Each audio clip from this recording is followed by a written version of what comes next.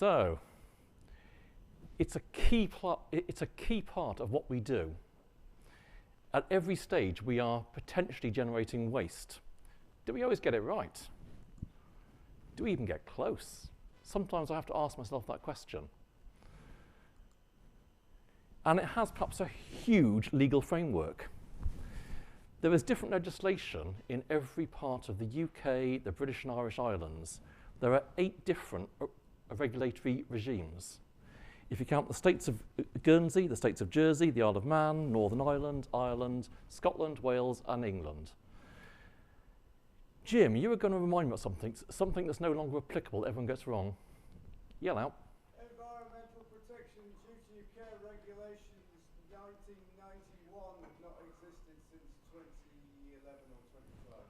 Yeah, good one. Please stop putting them in your report. There you go. I'm sure Daniel and Peter would say the same. Okay, I am not going to summarise each of these acts. We'd be here a very long time if I tried. Lots of legalese. So okay, what I've tried to do is to put into broad brushstrokes the key points. So we've got the acts here, and we've got the key points. You must not facilitate the spread of invasive non-native plants into the wild. Then you've got the Wain and Infrastructure Acts, Wain for Scotland, Infrastructure for England and Wales, the Wildlife Northern Ireland, etc. And this enables environmental authorities to issue control orders, which can obligate landowners. So that's a very, very brief summary of the key points from the legislation. I know Trevor will say I've missed something. No, good. So let's take a few more key points then from different parts of it. The Environmental Protection Act, Environmental Permitting, England and Wales regulations, Environmental Protection Duty of Care Scotland, Waste and Contaminated Land Northern Ireland Order, etc., etc. And basically, this class invasive non-native plant propagules, which are taken outside of a site or management area as controlled waste. And as such, there is a code of practice to follow. The Waste Duty of Care Code of Practice, which should be familiar reading to all the contractors in the industry. It's next to my bedside table. One read of that and I'm asleep. No problem. And of course, in the Republic of Ireland, it's a bit different, and you've got the National Parks and Wildlife Service that should be contacted. States of Guernsey, states of Jersey are different again, but we're not going to go there. If you work there, you know about it. If you don't work there, you don't need to know about it. What I should perhaps tell you is that I helped to write the Guernsey Waste Code, amongst for my sins.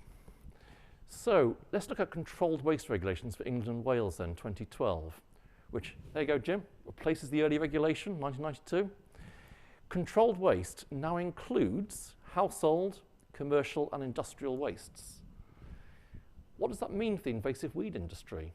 It means that dirty coverall, that empty can of herbicide I've triple washed, they could now be classed as controlled waste because it's a commercial waste. And that means you have a responsibility to take all reasonable steps to ensure that when you transfer waste to another holder, the waste is managed correctly. Okay? So you've got to do this by checking the next waste holder is authorised to take the waste. You can also ask questions about the next waste holder. What are they going to do with it? Is the intended destination licensed to receive that waste? And carrying out more detailed checks if you suspect the waste is not being handled in line with the duty of care. That's a very important one. Supposing I'm acting as a watching brief, as happened to me recently on a construction site in the West Midlands. Now, I hadn't arranged the disposal of the Japanese knotweed soil. The ground worker was doing that at 5 p.m. the day before. They emailed it through, and I said, hang on a minute. It wasn't even a landfill. It certainly wasn't licensed to receive it. But that's a very interesting one, which we'll come back to that a wee bit. So your duty of care. So if you receive waste, you've obviously got to cooperate. I don't think that happens too much for us in the industry, receiving waste. But every holder in the waste chain shares the duty of care obligations. And that includes if you're using a waste dealer or broker. You each have a responsibility to comply with your duty of care. In other words, if you use a waste broker, you don't lose your duty of care responsibilities. you've still got to know what's happening to it. And of course, then you've got to transfer, and you're generally responsible for the complete recovery or disposal. Okay. So, hazardous waste regulations, even longer. And of course, knotweed in itself is not hazardous, but it may be contained in soil that is otherwise hazardous. And of course, that's even more tightly regulated. So you've got inert, involving inert or non-haz waste. So besides general waste management controls, there's many provisions specific to this. So currently, it's a hazardous waste consignment note, but this is coming in from the 1st of April. The digital waste tracking system, which will cover us for everything, hazardous or non-hazardous.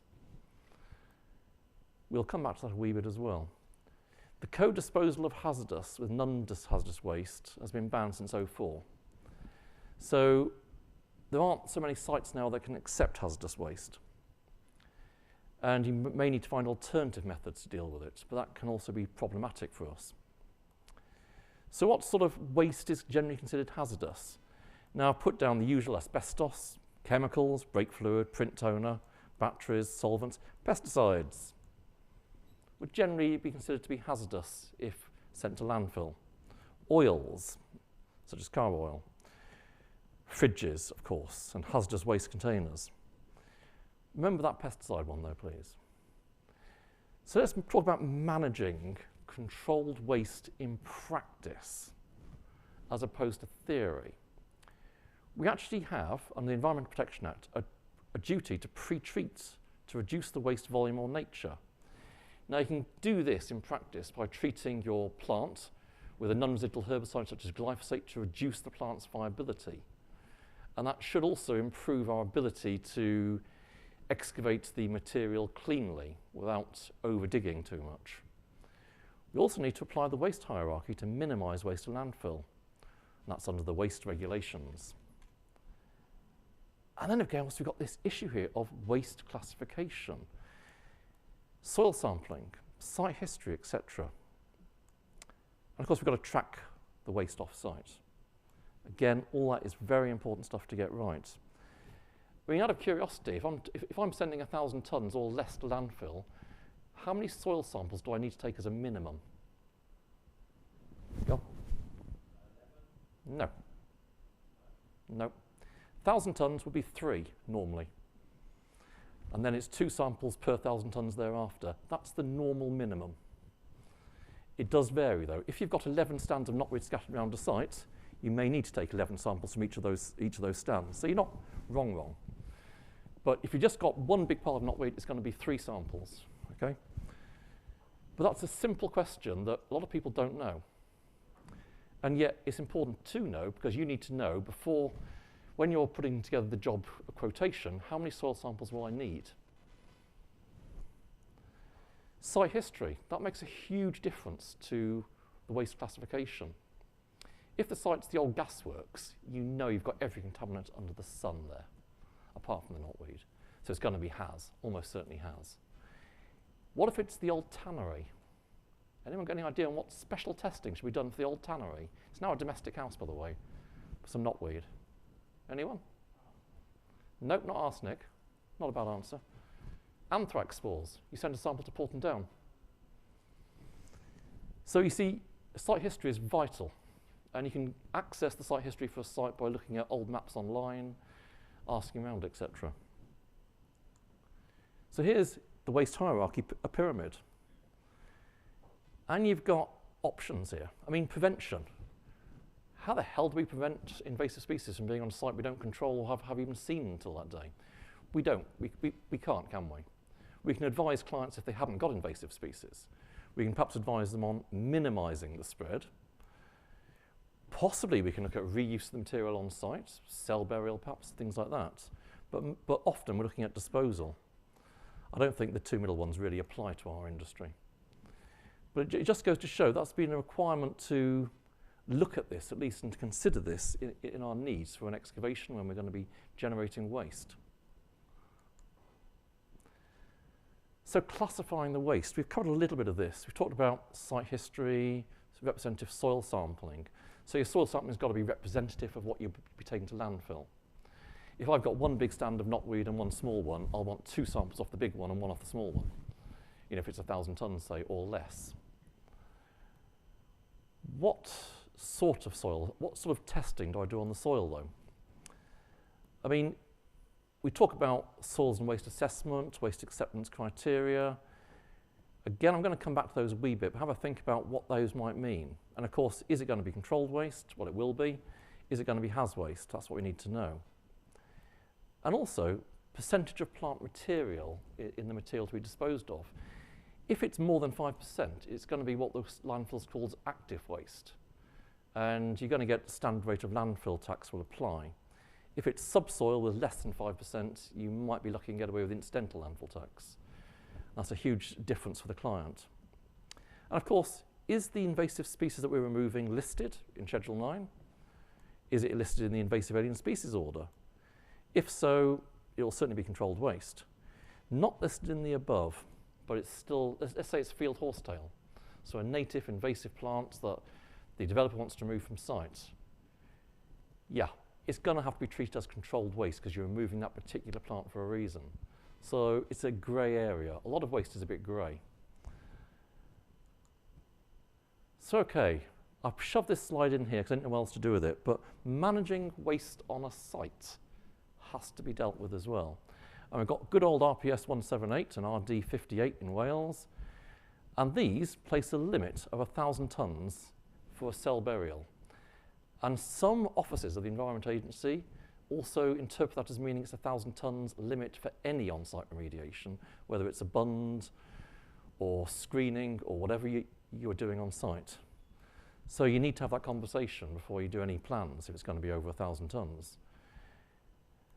So you see here, even if you're screening and reusing that material, perhaps as a sound bund, if you're going over 1,000 tonnes, you may need to do something more. Question for everybody. If the quantity of waste exceeds 1,000 tonnes, what do you need to do? No answers from Florham, because I know you know the answer. I see Richard putting his hand up. Any idea, anyone? You need an environmental permit from the Environment Agency or Natural Resource Wales to actually proceed. It's not consent or their agreement, it's actually a permit. It's going to take you a wee while to get that. But Florham can help you. Okay, so let's talk briefly then about what testing you need to do. So a basic soil test. You're looking at total metals, pH, the hydrocarbons, polycyclic aromatic hydrocarbons. Site history is important. Asbestos ID and quantification. And that will tell you if the waste soil is hazardous or non-hazardous. WAC testing can only be used in conjunction with this. It's not a standalone testing regime. If you do that on its own, it's not going to tell you a great deal. A lot of people jump straight into the WAC testing. It's actually the wrong way. You start off here. Sometimes, if you know the site's going to be hazardous, you have to do both together at the same time. They test for different things. And of course, site history is vital. That's probably the first thing to do, in fact. What is the site history? Because that will tell you what you need to do.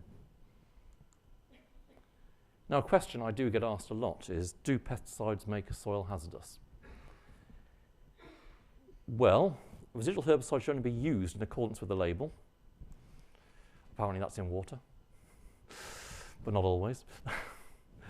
But if it's been used in the past in accordance with the label, let's say a year's passed, it shouldn't affect the waste category. But if it's been applied more recently, let's say the last few weeks, or it's been applied too frequently or in too high a concentration, then you may need to do further specific herbicide testing to determine the waste category. And a word of caution, never, never use herbicides on excavated soils to be sent to landfill or reused on site. It is illegal to use herbicides on soil in this way. Always has been since at least the 1980s. And finally, there's not many landfill sites that would accept soils with high levels of residual herbicide.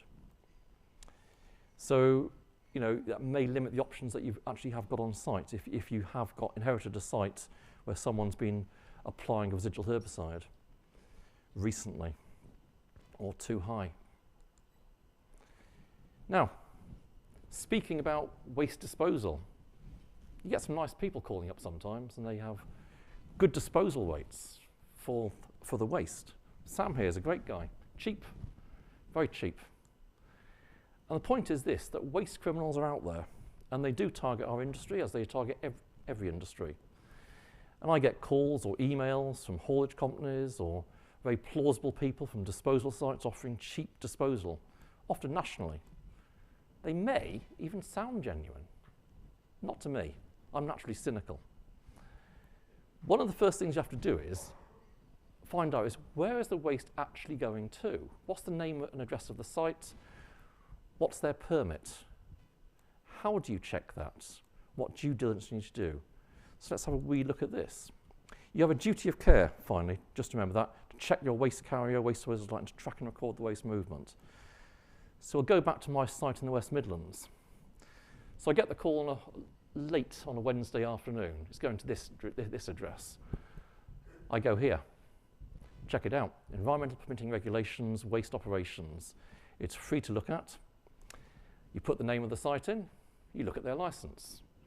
In this case, the license was for inert, and it wasn't even a landfill. It was a waste recovery operation, which is not the same as a landfill, so it's a recovery operation. Then you've got landfills here. So all of the above, all those four, may receive soils such as listed under EWC 170504, but they're very different sorts of sites. And EWC codes are not necessarily a guide. So the license for the site may say we can receive EWC 170504. Doesn't mean it can receive controlled waste. So let's look at, say, a typical recovery operation might be backfilling a quarry. It's not a landfill. They're typically only permitted to receive inert, clean soils, not licensed to receive controlled waste. Inert landfill, as the label says, not licensed to receive controlled waste. Then we've got none has and has. And these two are where we can send controlled waste. Depend, or may be able to. It depends on the landfill. Not every landfill can receive controlled waste of our type. It's a conversation that you need to have. And of course, there is this as well.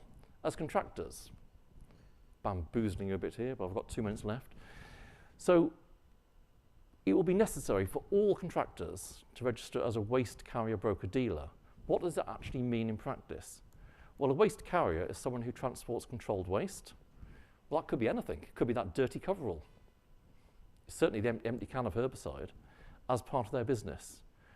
Then you've got waste brokers who arrange for other businesses' controlled waste to be handled, transported, disposed of or recovered, and a waste dealer.